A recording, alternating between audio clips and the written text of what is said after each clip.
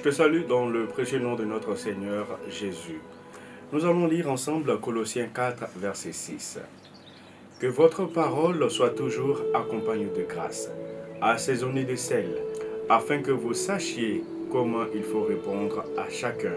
Colossiens 4, verset 6. Comme plusieurs d'entre vous le savent, le mot salaire dérive des mots sel et salé. En fait, dans l'Antiquité, les légionnaires romains recevaient, en plus de leur solde, un bloc de sel, ce qui en dit long sur le caractère précieux de ce condiment.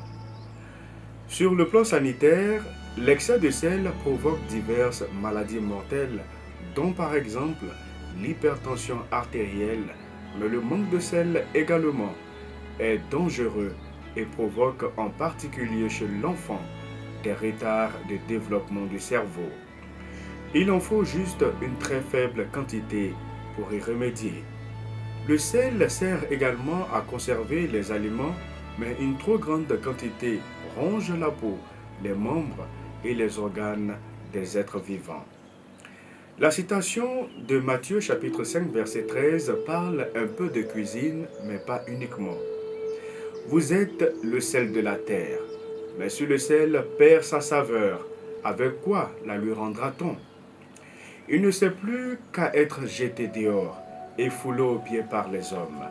Même si le sel ne constitue pas l'essentiel d'un repas, vous a-t-on déjà invité en vous disant « Viens chez moi, j'ai fait un bon plat de sel, on va se régaler ». Il est néanmoins indispensable pour exaucer le goût d'un plat, quand bien même s'agit-il d'une fine pincée. Nous pouvons connaître les différentes règles de savoir-vivre, professer de grands principes de justice, de fraternité, voire de religion, ou être dans notre bon droit.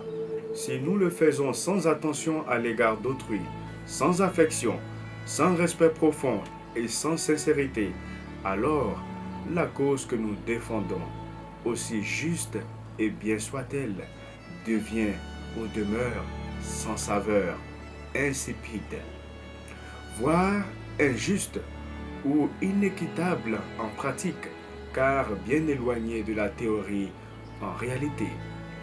Bref, une forme de gauche caviar.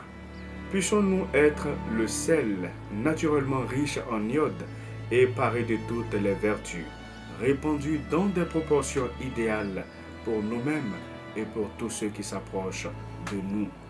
Que Dieu vous bénisse.